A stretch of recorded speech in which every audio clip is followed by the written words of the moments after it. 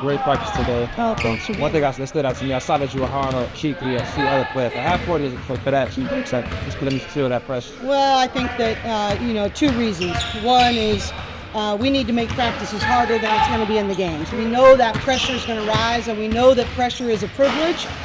But you have to lean into the fire ahead of time if you're going to be ready for it in the game. And so that's the first part, is that we know what's coming and we need them to be prepared. Secondly is it always starts with our point guards. I'm always hardest on Kiki, E, and London, and they make us go. And so, to much is given, much is required.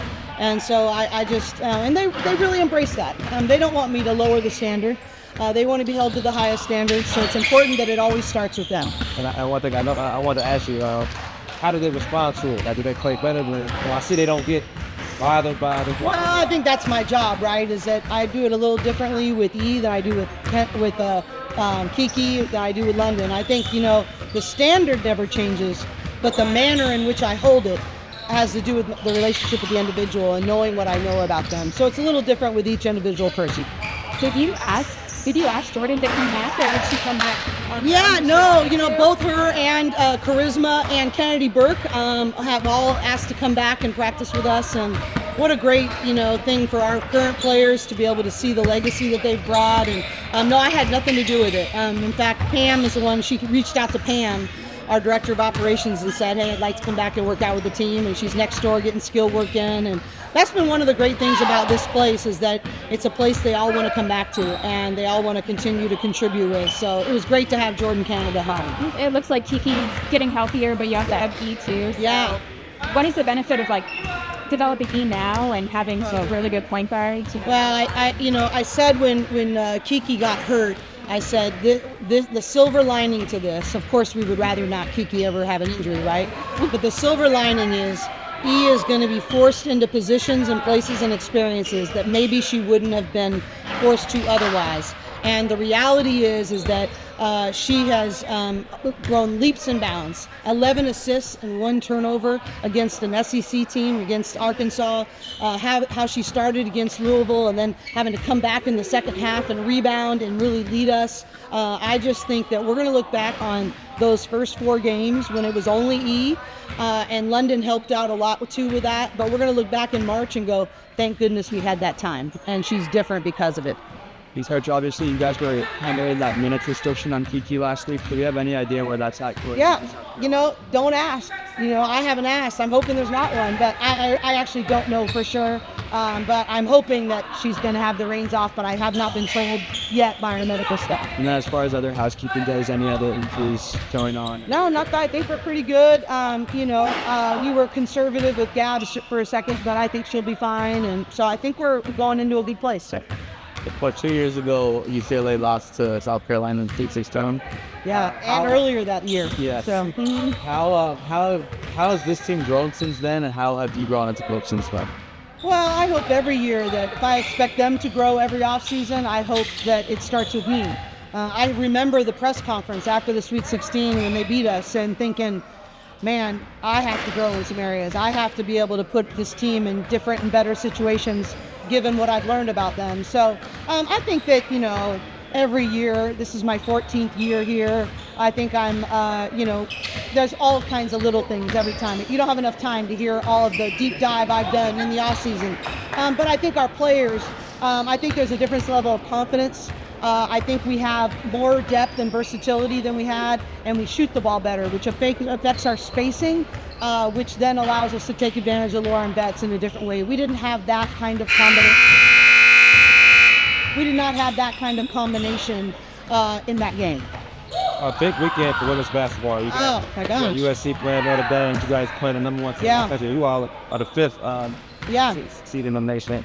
What are your thoughts about this hype around winning the basketball for this particular? Well, I think that is tremendous. I think that's maybe my favorite part about this weekend is what it can do not only for all 4 of the programs participating, but for women's basketball as a whole and Southern California basketball specifically.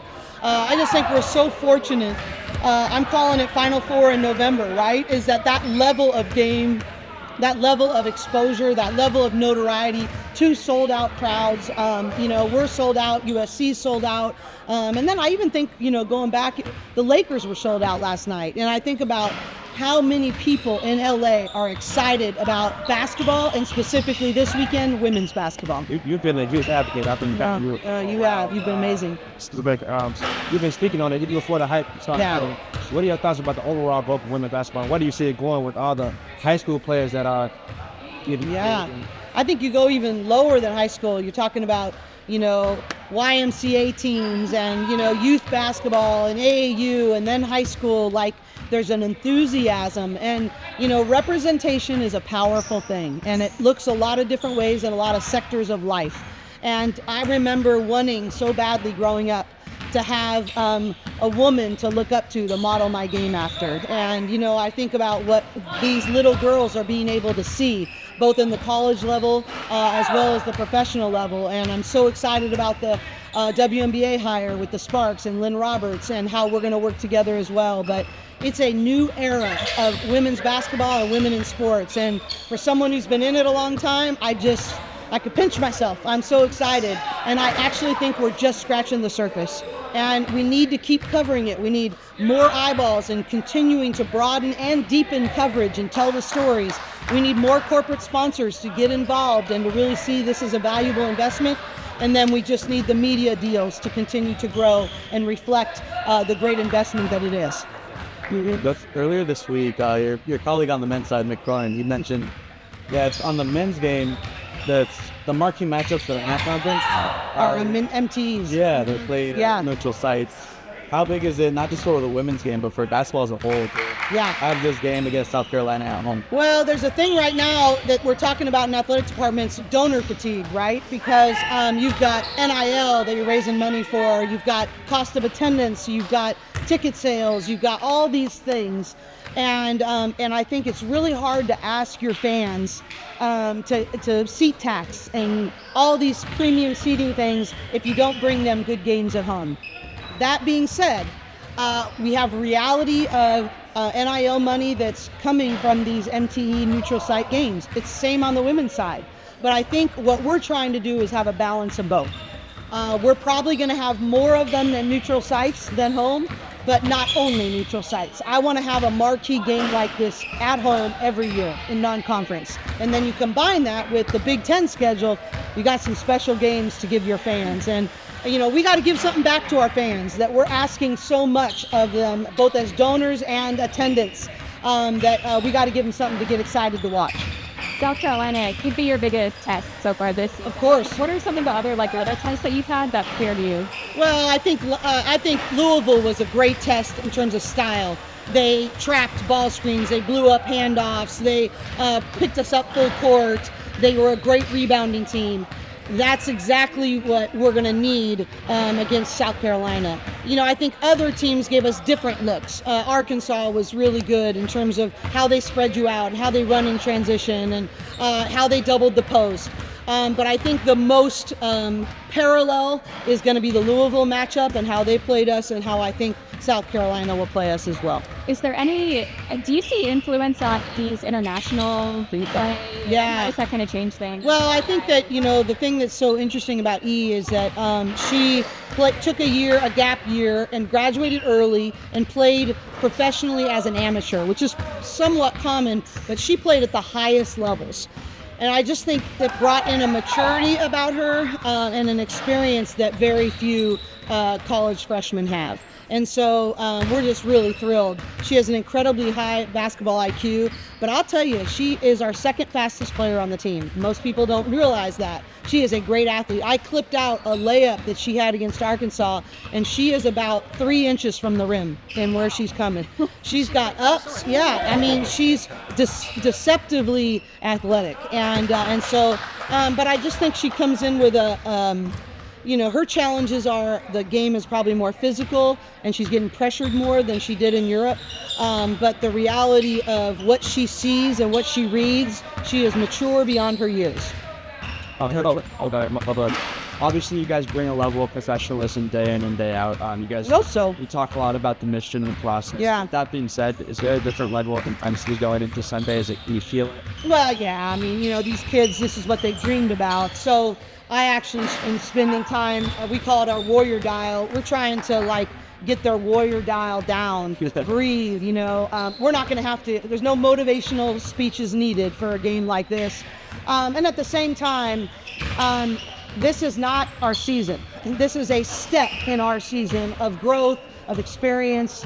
I want us to play with incredible focus and competitiveness, but I want us to be completely process-oriented. The outcome of this game, win or lose, will not determine the whole season. And so it's imperative that we get better. But we want to stay process-oriented, right choices, being the most prepared team, getting tougher every day, having a growth mindset, no matter who we play. Okay? So my last question is, you got a lot of players that's in the W right now. Yeah. What is it for them to do to come So back great. and get back? And how do you feel like you prepared them for the league? Why am I playing well? Well, I think that I hire amazing staff. That's one of the things. My coaching staff is so elite that I am so fortunate. In fact, Jordan Canada said, "Coach, you're getting soft." I said, "What do you mean?" She goes, "You're just sitting down when they're teaching." And I said, "I got good staff. Why would I get in their way?" But I think that so much credit goes to our assistant coaches, and they just are spectacular. And we have a parallel mission to have championship habits and to have a chance to compete at the highest levels in college, and to have a player development program that truly prepares them for the next level. And so we're really committed to that. So it's really fun to just be a fan of them and to enjoy them. And then not only in playing, but coaching. Natalie Nakase and Noelle Quinn will be back for the game. And we're celebrating them as head coaches in the W.